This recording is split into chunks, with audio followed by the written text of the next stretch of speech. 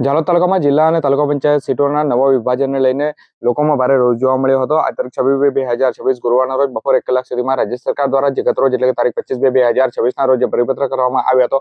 પરિપત્ર સામે સ્થાનિક નાગરિકો અને જનપ્રતિનિધિત્વોએ તાલુકા વિકાસ અધિકારીને વાંધા અરજી પાઠવી અને ખુલ્લો વિરોધ કરવામાં આવ્યો હતો।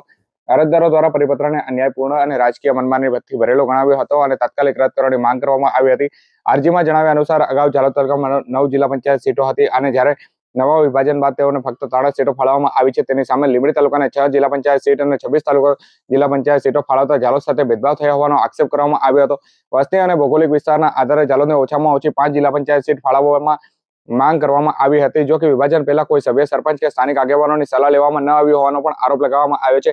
કોઈ જાહેર ચર્ચા વિના પરિપત્ર જાહેર કરેલો લોકશાહી સિદ્ધાંતોનો ભંગ હોવાનું પણ અરજદારો દ્વારા કહેવામાં આવ્યું છે।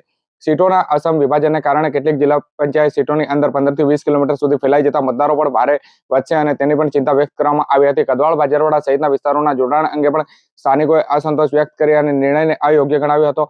અરજીમાં ચીમકી ઉચ્ચારતા જણાવ્યું હતું કે જો નિર્ણયમાં ફેરફાર નહીં કરવામાં આવે તો ગામ લોકો મતદાન બહિષ્કારનો માર્ગ અપનાવી શકે છે અને જાલોદના વિકાસ સાથે ખેલખલાસ કરતો કોઈપણ નિર્ણય સ્વીકારી નહીં હોવાનું અરજદારો દ્વારા કહેવામાં આવ્યું હતું। આ વાંધા અરજી બાદ તાલુકા રાજકારણમાં ગરમાવો જોવા મળ્યો છે અને જાલોદમાં સીટોના મુદ્દે હકની લડત વધુ તેજ બનવાની સંભાવનાઓ પણ વ્યક્ત કરવામાં આવી રહી છે।